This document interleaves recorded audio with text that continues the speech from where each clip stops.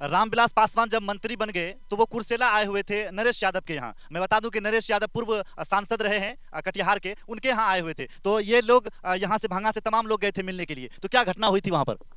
रामविलास पासवान का जब हमको पता चला न कि रामविलास पासवान कुर्सी ला रहा है, तो हम खेत से जब आ रहे थे, एक आदमी ने कहा, वही संजीव कुमार पटेल ने कहा कि अब इसके पिताश्री से क्या मिलेगा रामविलास पासवान। हमको हो गया आनगो और गुस्सा। तब हम जाकर के हम पोठिया गए गुरुदेव यादव के यहाँ। पोठिया में गुरुदेव यादव के यहाँ जब गए तो गुरुदेव यादव ने कहा, पार्टनर तुम यहाँ क्या देखते हो, नरेश यादव के यहाँ जाओ। नरेश यादव के जब यहाँ गए, नरेश यादव बुढ़ापा पेंशन बांट रहा था। हमने 3 बार उसको प्रणाम किया। जब प्रणाम किए तो वह कुछ नहीं सुना। हमने कहा कि भूल गए वह आंदोलन श्रीमती इंदिरा गांधी के आंदोलन में आपको 2500 विद्यार्थी दिए थे आंदोलन में कुर्सेला में, आपको याद नहीं है? तब कहा कि क्या बात है बोलिए। हमने कहा कि पिताश्री हमारा रामविलास जी से मिलेंगे, वो रामविलास का पिता है। जैसे हमने कहा कि पिता है, वैसे हमारा कुर्सी ला करके दिया। हमने कहा कुर्सी पर नहीं बैठेंगे। तब कहा क्यों नहीं बैठेगा? कहा कि इतना देर से आप नहीं सुन रहे थे, हम कुर्सी पर क्या बैठेंगे। हमने तब कहा कि पिताजी मिलेंगे उनसे। कहा कि पिताजी आने का साधन? हमने कहा हमारे पास साधन है। हम गए ध्रुव बाबू के यहाँ, हमारे गांव के मुख्य आदमी थे ध्रुव बाबू, और उनके पास एक गाड़ी थी राजदूत। उनका राजदूत सब जब मांग किए तो राजदूत से बैठा करके ड्राइवर प्रदीप मंडल और बीच में बाबूजी और हम, जब यहाँ से महिला विद्यालय के पास जब हम गए, जहाँ पर उतरे थे वो, हम वहाँ जब गए ना तो लोगों से यही बताए कि हमारे पिताश्री यही जीवछलाल मंडल है, रामविलास का पिताश्री। जब वो रामविलास से क्या बात करेंगे, इन्हीं को पैर छू करके प्रणाम करने लगे। जब वो हेलीकॉप्टर से ऊपर में मराने लगे तो नरेश यादव ने कह दिया कि आपका पिताश्री आया। जैसे वो मंच पर उतरे तो उन्होंने पुलिस को कह दिया, गार्ड को कह दिया कि जाओ जीवछलाल मंडल को खोजो। तो वह आवाज़ लगा रहा था, जीवछलाल मंडल कौन है, जीवछलाल मंडल कौन है। हमारे पिताश्री उसमें गुस्सा में आकर के कह दिया, क्या है मादरचोद, तुम क्या है हमारा नाम ले रहा। कहा कि बेटा आपका बुला रहा है। तब हाथ पकड़ के हमारे पिताश्री को मंच पर ले गया और पैर छू के प्रणाम किया।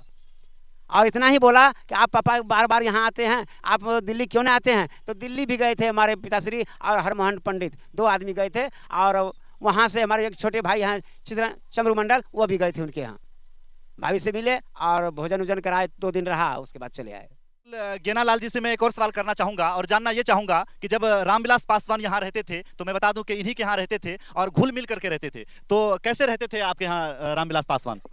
रामविलास जी जब घुल मिल कर रहते थे ना, तो उन्होंने पूछा कि भाई मैं आपका ज़मीन जगह कहाँ पर है। हमने बताया यहाँ से 5 किलोमीटर पूर्णिया जिला है और भवानीपुर प्रखंड पड़ता है और वो शेखपुरा मौजा पड़ता है। और जब वो उन्होंने गया, कहा पिताश्री यहाँ ज़मीन आप इतना बहुत दूर में रखते हैं। कहा कि कटिहार में हम रहते हैं और ज़मीन जगह हमारा पूर्णिया में है, आने जाने का सुविधा है, कोई दिक्कत नहीं है बाबू। तो उन वह ज़मीन सारी ज़मीन के ऊपर जब घूमने गए तो मन में हो गया कि हम भैंस चरावें। हमारे पास 5 भैंस था। भैंस पर चढ़ लिए और नदी में जाकर के नहाने लगे और वहाँ भी अपने भी नहाए, भैंस को भी नहवाए। फिर वहाँ से आया तो दूध सत्तू फिर खाया। बिल्कुल देख सकते हैं कि रामविलास पासवान इसी गांव में आकर के रहते थे और गेनालाल जी का भैंस भी चढ़ाते थे रामविलास पासवान। तो चिराग पासवान तो आप लोगों को याद नहीं करते हैं? जी नहीं, कभी याद नहीं करते हैं। अच्छा ये बताइए कि जब रामविलास पासवान जब मंत्री बन गए तो क्या यहाँ पर आए थे भंगा में? जी यहाँ नहीं आए थे, उनसे कुर्सेला में मिले थे हम, और कुर्सेला के बाद कटिहार के बाद कोढ़ा। अच्छा, रामविलास पासवान का कैसा व्यक्तित्व था, यानी वो किस तरह के इंसान थे? देखिए वो गरीब व्यक्ति था और बहुत अच्छे व्यक्ति थे।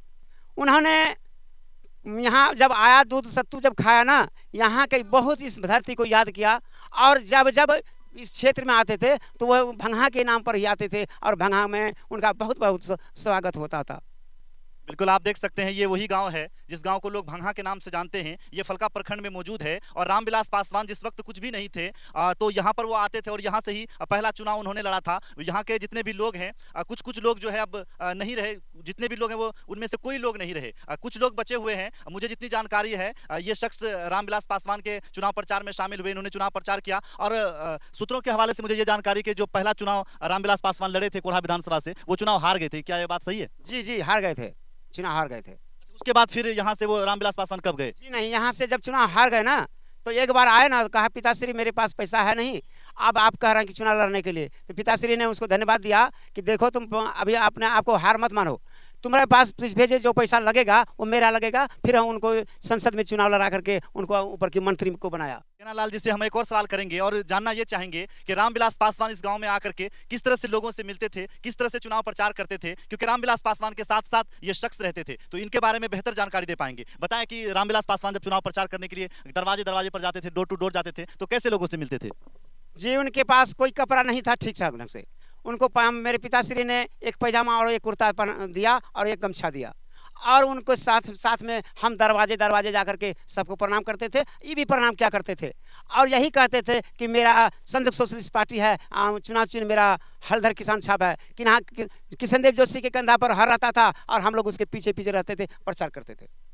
देखा आपने किस तरह से रामविलास पासवान जो है गांव में आकर के डोर टू डोर लोगों से मिलते थे और चुनाव प्रचार करते थे। आज रामविलास पासवान को लोग याद करते हैं, क्यों नहीं याद करना चाहिए, क्योंकि उस जमाने में रामविलास पासवान ही गरीब वंचित शोषितों की आवाज बन करके पूरे देश में गूंजता था। आज के दौर में उनका बेटा जो रामविलास चिराग पासवान है वो भी अपने पिता से प्रेरित होकर के राजनीतिक क्षेत्र में उतरे हैं और वो भी जो है लोगों की सेवा कर रहे हैं।